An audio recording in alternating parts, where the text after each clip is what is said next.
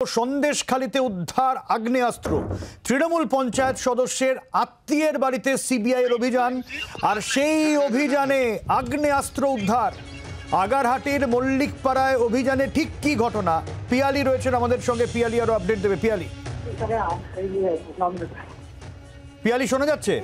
একেবারে দেখো, ইডির উপর হামলার যে ঘটনা, সেই ঘটনাতে আজকে সিবিআই তদন্তকারী অফিসাররা অভিযানে যায় এবং সেই অভিযানে এখনো পর্যন্ত যে খবর আমরা পাচ্ছি, বিপুল পরিমাণে আগ্নেয়াস্ত্র এবং গুলি পাওয়া গিয়েছে এবং তার মধ্যে বেশ কিছু ফরেন মেড আর্মস রয়েছে। এবং ইডির উপর যে হামলার ঘটনা ঘটে, সেই ঘটনার সূত্র ধরেই আজকে সিবিআই তদন্তকারী অফিসাররা অভিযানে গিয়েছিলেন এবং সেই মামলার সূত্র ধরেই কিন্তু বিপুল সংখ্যায়, এবং যেটা সিবিআই তদন্তকারী অফিসাররা জানাচ্ছেন, তার মধ্যে বেশ কিছু ফরেন মেড আর্মস রয়েছে এবং তল্লাশি অভিযান এখনো পর্যন্ত চলছে। তারা যেটা আশঙ্কা করছে, এই অভিযানে আরো আগ্নেয়াস্ত্র, আরো বেশ কিছু গুলি বোমা উদ্ধার হতে পারে। এবং একজন তৃণমূল কংগ্রেসের নেতার আত্মীয়র বাড়ি, তার বাড়িতেই কিন্তু পেশায় তিনি টোটো চালক, কিন্তু তার বাড়ি থেকেই এই বিপুল সংখ্যায় কিন্তু আর্মস এবং অ্যামুনিশন পাওয়া গেছে। কি কি পাওয়া গেছে পিয়ালি, এখনো পর্যন্ত জানা গেছে? একেবারে দেখো, এখনো পর্যন্ত সিবিআই তরফ থেকে যেহেতু অভিযান চলছে, সেই কারণে কিন্তু কি কি পাওয়া গেছে ডিটেলসে তারা বলছেন না।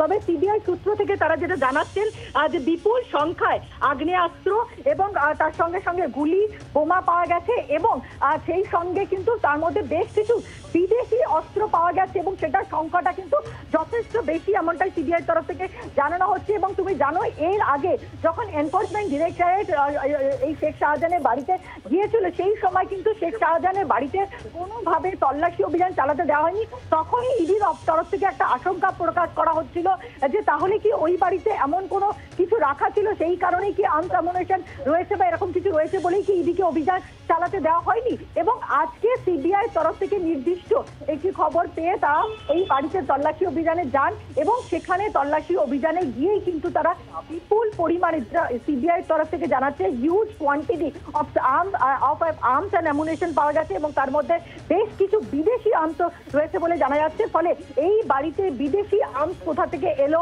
এবং এই যে বিপুল সংখ্যায় বোমা গুলি পাওয়া যাচ্ছে, সেগুলো কি উদ্দেশ্যে জড়ো করা হয়েছিল, সেগুলো কোন রকম ব্যবসা চলে কিনা, এগুলো কিন্তু তদন্তকারী অফিসাররা জানার চেষ্টা করবে। অনেক ধন্যবাদ পিয়ালি।